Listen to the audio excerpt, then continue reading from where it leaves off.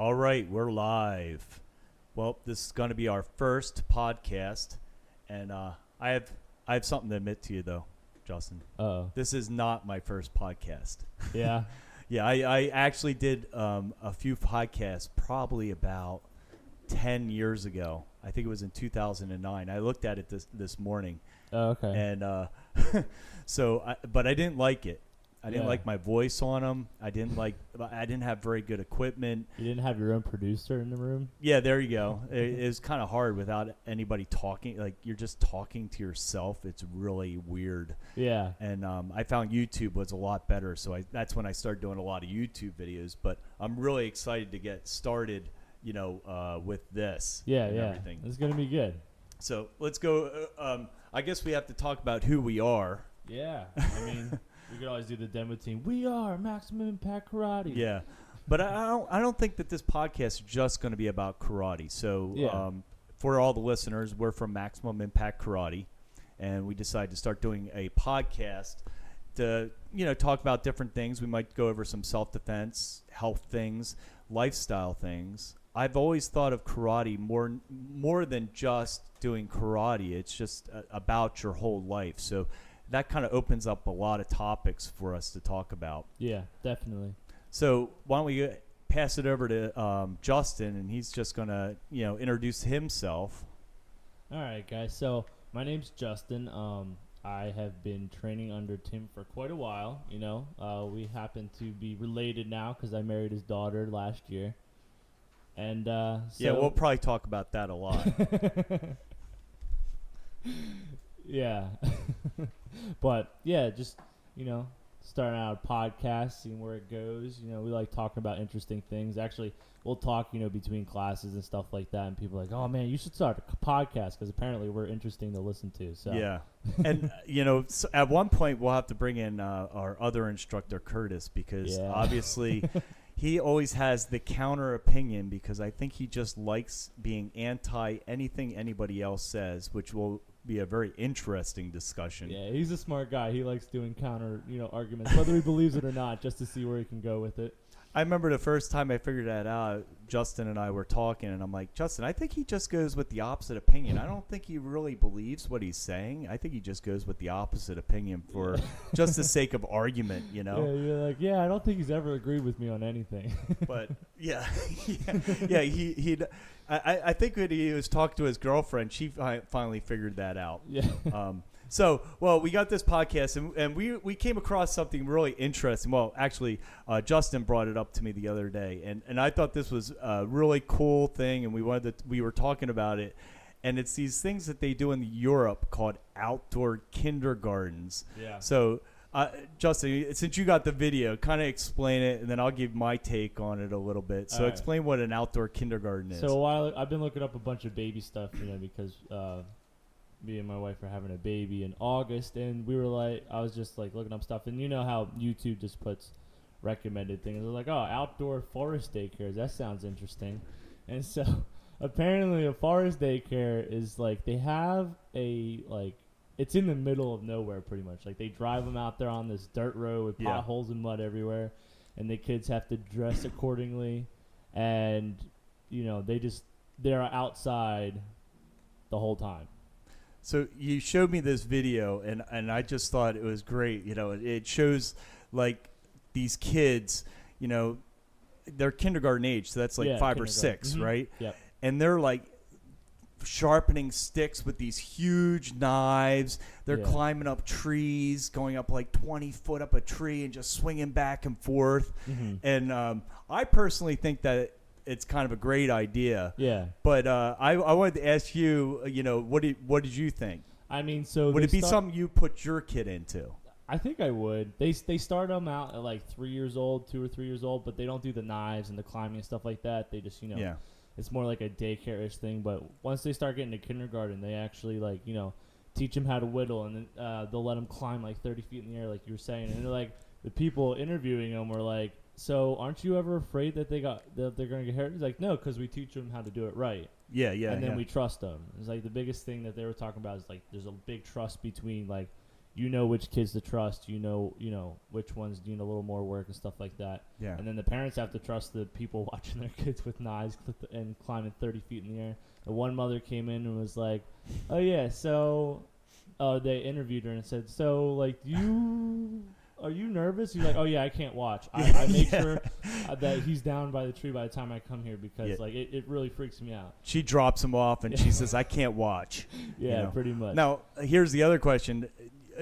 My daughter, your wife. Yeah. Do you think she would allow the kids to do something like that? See, that's the thing, because she always thinks the kid's supposed to get dirty, be outside and stuff like that. With the knives, trusting other people to make sure she teaches her kid right, probably not. But like, I have a feeling that our kid's gonna be outdoorsy, very outdoorsy. Well, I know that when you grew up, I mean, your parents really had you outside and doing a lot of things outside. So I can see where you would be that way. Now, I had to talk to my wife about this and showed her the video, and I thought my wife would think it was crazy, but she would really like the idea herself.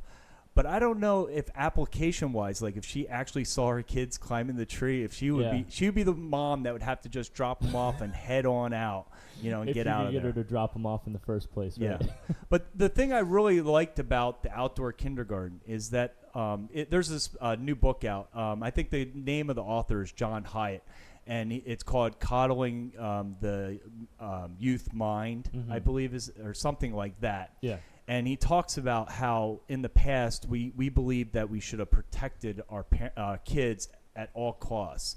And now they're starting to realize that is not a real good idea, that, coddling our kids too much doesn't build the resilience in them that, they need. And a lot of the problems with kids having trouble handling adult life stem from these teachings back then. And they're now trying to kind of reverse all that, and I think the outdoor kindergarten is part of that kind of movement.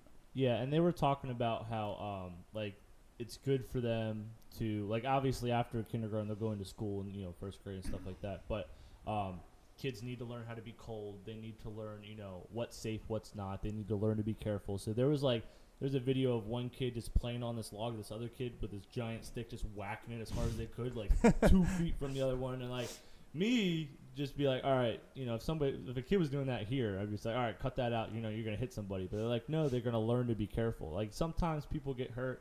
But they said that they interviewed somebody, I think it was Denmark. And they said the video was from Denmark. Yeah, the only injury that they've ever had in 17 years of doing it was one kid got his foot run over by a parent backing up in the parking lot. Yeah, leaving. You got kids, tromping through puddles. They're out in -4 Fahrenheit weather. Yeah, yeah. They'll if it goes below that, then they'll go inside. But I mean, yeah.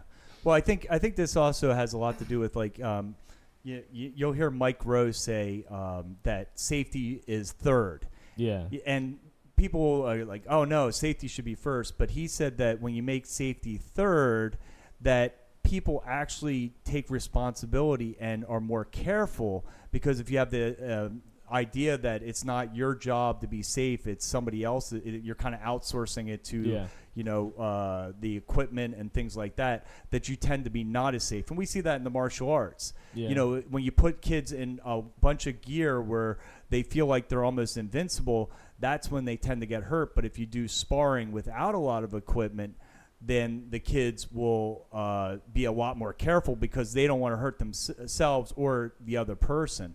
So sometimes, we think that we're helping by, the helicopter type parenting, but in some places you have to have them learn how to be responsible and everything. Yeah, it's definitely about taking responsibility for things, and because you're talking about the helicopter parents, because kids have no responsibilities, they don't have to think, right? Because they have the rules out in front of them, they know what they are, so they don't have to think about what's safe and what's not safe, what's a good idea, what's not a good idea, because it's already laid out in front of them. You know what I mean? So they don't have to come to their own conclusions when they're kids. And so I think that's why we have this, probably my generation and on, where you have kids that are kind of just autopilot. They want to find out what the rules are. We're having a hard time getting them outside and stuff like that because, also you're not letting them do everything that a kid should be able to do. I was, hunting birds with BB guns, and even though I wasn't supposed to, as a little kid, I was playing with knives. When we weren't allowed to have knives when we were young enough, we wanted sharp sticks, so we actually found out if you rub a stick and keep on turning it, when you rub it over the blacktop, that it sharpens the stick, and then we'd try to throw it into things, and we got in trouble. We threw rocks in the windows on purpose, and had to pay the consequences for it. But guess what? After we paid the consequences for it, you learned. We learned, and we never did it again. Yeah. I have to go back to the kids climbing trees. I mean, because I got a great story about this, and it kind of ties in with the fact that most people, when those kids were climbing trees, I have a story about a friend of mine. And I remember going over to his house, and this other kid in the neighborhood, they were into climbing trees. And they would climb up these trees, and they were going 40 feet up the tree. I don't know if I told you about this. They'd go 40 feet up the tree, but they wouldn't only climb the tree, but they would grab branches and swing to another tree. Yeah. I didn't do that. I could only go up sugar gliders. I could only go a few feet up the tree, and I was looking at these kids thinking that they were my friends, and thinking they were crazy. But that's another thing, is that they developed the skill to do it. So I wouldn't do that. So because until I got that skill, right? Yeah. So I'm safe. Uh-huh. But these kids, they were very skilled at it. So, you could trust them being up there because they just were very skilled at it. And it's kind of interesting to think, the first part of these trees, because they were so tall, you had to kind of almost hug them and shimmy up the tree to the first branch, which was probably about, 12, 15 feet up in the air. Yeah. And I don't think, it would have took me a long time just to learn that part of the skill before I could even climb the tree. I mean, that part was really hard for me, and they would just go right up there. Yeah. And it's an interesting thing that how you can build, once you build skills and get confidence at it, then you can continue to get better and better until you get to the point where somebody like me, the kid on the ground, thought my friends were crazy, but they had been doing this for years and probably started small and got better and better at it. Yeah. I mean, it's one of those things where it's so people are, putting too many restrictions on their kids, so they're not learning to do new things. They're not learning to challenge themselves and stuff like that. And that translates later on in life, but you do have to have some regulations on your kids. You know what I mean? We're not just saying oh, go do whatever you want, stuff like that. But it's kind of like a balance. I think we're a little too far on the side of protecting the kids rather than just letting them explore. Yeah. You know what I mean? Because that's how everybody learns things. That's how I learned half the things when I was a kid, because my mom just said, go out and play. I wasn't allowed to play video games. I wasn't allowed to watch TV. Even if it was raining, go play with Legos. Go build something. Yeah, yeah. Well, I mean, I was from a whole different generation, and my generation was basically, you went out in the morning during the summer and then came back for dinner, and then come went back back when you're hungry. Yeah, and then I came back, and then you come back again at, when the light turned on and the street light turned on, because we didn't have any real strict guidelines, and we were out there, at a much younger age. I mean, I have memories of being probably on training wheels on a bike, riding down to the development down the street, and I was probably only 5 or 6 by myself on a bike. That's unheard of now. Yeah, a quarter of a mile away from my family. Mm-hmm. And nowadays, people would my parents would probably get arrested, and probably because child neglect or something. Yeah, child neglect or something. But I was fine, and it was, I guess it was a different time period and everything. So yeah, it's true. I lived on a 40-acre farm. I grew up on a 40-acre farm. There was 2 other families, so there was 3 houses put together. I don't know what you call that. It's not a double. It's almost like a row home, but it was an old big farmhouse. That was 200-year-old farmhouse that was split into 3 apartments.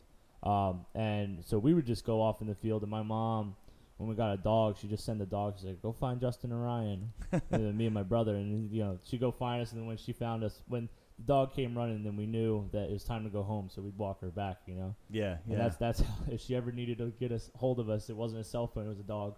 Yeah. Send the dog after us. Wow. So outdoor kindergarten. So it's pretty interesting. One thing, did you, I don't think we mentioned the results that they get out of these kindergartens, like how much better they do in school once they do these. So some of the things are like all the teachers for the forest daycares, they all have college degrees. And, certain things. Some schools are different than others. Some don't teach any, reading, writing, math, or anything like that. Some people do it with like acorns, like, all right, go find 5 rocks, and then they start doing equations with rocks. And it makes more sense if you're just not looking at numbers. Yeah. You're looking at rocks. So you have 2 rocks and you have 3 rocks. Well, how many do you have when you put them together? Instead of just like 2 plus 3 is 5. Yeah. It's 2 plus 2 rocks plus 3 rocks. How many you have now? So they can actually count out. I think that works better. So they actually have a little more success in school because they can visualize it. Oh yeah, we used to count with rocks, so I know how to count. Another thing is they learn a lot about the outdoors, which I'm sure that's kind of rare because some of these are like outside of major cities in Europe and stuff like that. They have a couple in America, a couple in Canada and stuff like that. They're becoming more popular, but in Europe, it actually started in the 50s in Scandinavia. Oh, okay, it was the 50s. Yeah, in the 50s when they started, and then slowly became more popular. But they'll find bugs. They'll learn about what plants are good to eat, what plants are not good to touch, and stuff like that. So you can let your kid out in the forest because they know those berries are bad to eat. Don't touch these. Don't destroy these plants because these are actually good for the environment, or these are good for certain bugs or deer and stuff like that. So they actually learn a lot of things about the outdoors that most people, since they're near cities, would never experience. Yeah. I thought the other thing, I don't remember how much better they said, but I remember when the kids leave the outdoor kindergarten and go to regular first grade, they do way better than the kids that actually went through a regular kindergarten. And I forget how much better, they did mention how much better it was. And I think a lot of it was because they're teaching not just to follow rules, but they're trying to teach these kids critical thinking with an outdoor setting. In the video I saw, they were saying that some kids do a lot, look like they know a lot more, like with the counting and stuff, and I guess that's because of the counting rocks thing.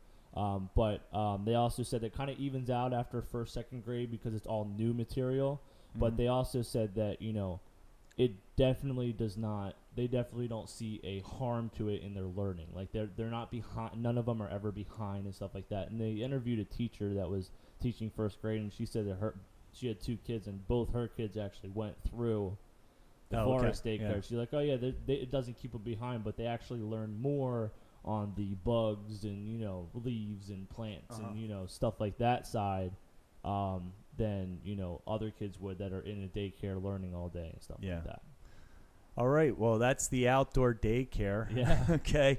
Well, guys, we're going to end the podcast now, but we'll be doing many more of these in the future. So you guys can also find us on social media. We have Max Impact Karate on Instagram. We have Maximum Impact Karate on Facebook. We also have some kickboxing pages where there's links to that, on our website. We're also found at MaximumImpactKarate.com. If you guys want to know more information about us, or just look up and see what we look like, you can look it up on Instagram, Facebook, stuff like that. All right. Well, I'm Tim Rosanelli here with Justin Olivieri, and we're going to be signing off right now.